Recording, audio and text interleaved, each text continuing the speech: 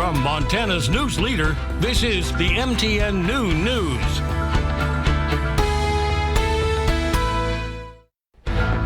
Good afternoon. Thanks for joining us on the Noon News on this Friday. I'm Andea Lutz. It's getting pretty hard to find a place to live in Bozeman. So now some seem to be camping it out. We have that story in a minute, but first.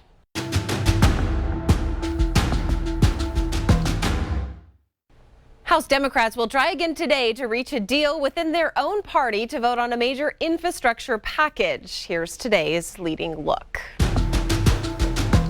Some party members want to pass a $550 billion infrastructure plan. In the Senate, at least 2 Democrats are holding out over the price tag, though.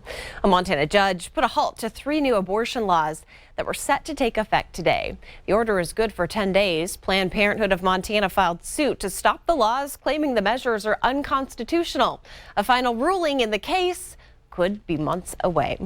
The country is divided over the president's plan to require vaccines or regular COVID testing.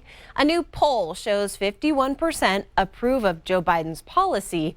34% of those polled were against it. The results also pretty divided along party lines, with Democrats in favor. Those behind a Montana program aimed at helping law enforcement find missing kids are hoping to get Native American communities more involved. The Office of Public Instruction launched a statewide repository of school photos, but it can only be used to give law enforcement a current image if a child is reported missing. That's today's leading look.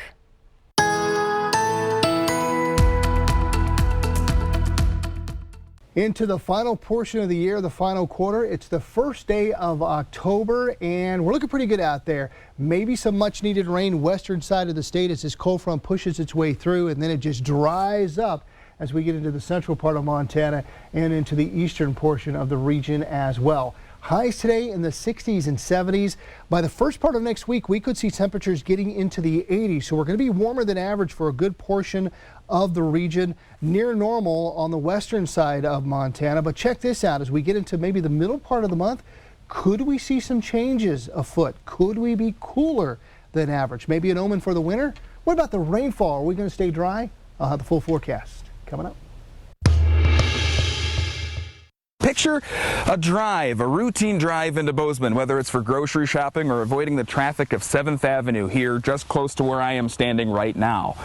You may have seen these pop-up bergs of campers, and for those that are living inside of them, they tell me, while many didn't want to go on camera, that it's because they have nowhere left to go. It's not just, it's a larger problem. This is a nationwide problem. This isn't just a Bozeman problem.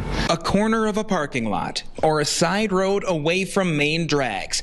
That's where you might find a dozen or so campers and tents at each of those sites. To Bozeman Community Resource Officer Marek Ziegler, it's a seemingly growing issue that's always been there. A partner at HRDC is out there with me. We make contact with them and we make sure they're in contact with the right services. We are under a court jurisdiction which falls under the 9th Circuit Court of Appeals. A couple years ago, the city of Boise were citing homeless people that were camping in city parks on city streets. And the decision came down is you're not going to be allowed to cite homeless people or criminalize homelessness if you have no other alternative to offer them. And for some, he says, they've been there a long time. Anything from a few years to I've been a Bozeman resident most of my life. I think it's a mixture of a lot of things. Me personally, I think it's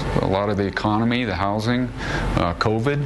Spiking rent, increasing unemployment, and as in August, the median price for a single-family home climbing to around $706,500, bringing to light a misconception Ziegler and his partner are trying to clear up. I can tell you firsthand, a good amount of them are working, not only working, but working 2-3 jobs. And there are families, and we have kids out there as well. So they work alongside organizations like Volunteers of America, the Human Resources Development Council, and medical centers from across the area for the same reason. But the issue is still there. at times parked on the roadside. We're aware of the situation. We understand their concerns because they're all of our concerns. Currently, there's no magic answer or magic solution to it. It's a story that I will be exploring in the weeks to come in an upcoming series detailing and looking into what first caused these camping bergs and the experiences of the lives of those living within them. And we want to hear from you. Message us on our Facebook page attached to this story, as well as message us on kbzk.com and our email. For now in Bozeman, Cody Boyer, MTN News.